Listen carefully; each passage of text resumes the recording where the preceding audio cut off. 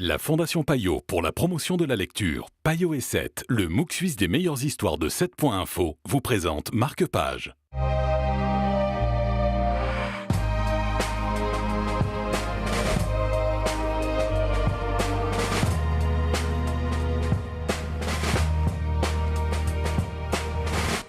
Bonjour à tous et bienvenue sur le plateau de Marque-Page. Aujourd'hui pour parler de Gwendy et la boîte à boutons. C'est signé Stephen King et Richard Chizmar. On va en parler avec Julien Foy de Payot Libraire. Bonjour Julien. Bonjour Stéphane. Alors déjà, première constatation, double auteur, c'est assez rare pour être souligné quand il y a Stephen King dans le lot. Alors effectivement, Stephen King est d'habitude extrêmement prolifique, il n'a pas de peine pour finir ses romans.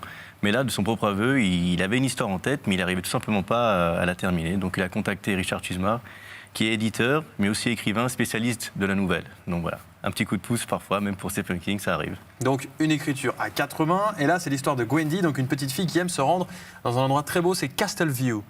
Exactement, pour y faire des exercices, parce qu'elle se trouve un petit peu enveloppée, elle rencontre un homme un peu bizarre qui a l'air de très bien la connaître, et qui va lui donner une boîte à boutons. Il y a exactement 8 boutons dessus, et sur les 8, il y en a 6 qui correspondent à un continent. Et on comprend que si on appuie dessus, ça peut avoir de graves conséquences en rapport avec le continent concerné. Et il part ensuite, il lui laisse cette grande responsabilité. Et ce qui est intéressant, c'est qu'on voit que sa vie à côté s'améliore. Elle perd du poids, des super notes, elle a un petit copain.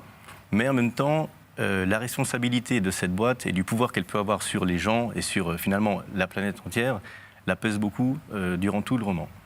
Ce qui est le message un peu sous-jacent, c'est qu'il y a une grande critique de tous ces chefs d'État à qui on donne une très grande responsabilité, comme par exemple justement le bouton rouge qui permet d'activer les armes nucléaires. Ouais. Et est-ce que Stephen King, à travers cette nouvelle, ne veut pas nous faire comprendre que même une petite fille de 16 ans pourrait être un meilleur chef d'État que Trump, par exemple? Très bien, merci Julien Foy. La suite à suivre donc dans ce roman Gwendy et la boîte à boutons.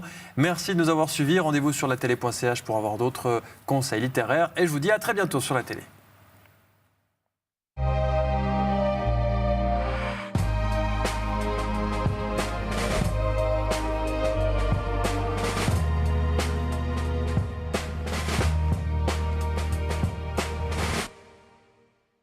La Fondation Payot pour la promotion de la lecture, Payot et 7, le MOOC suisse des meilleures histoires de 7.info, vous ont présenté Marque-Page.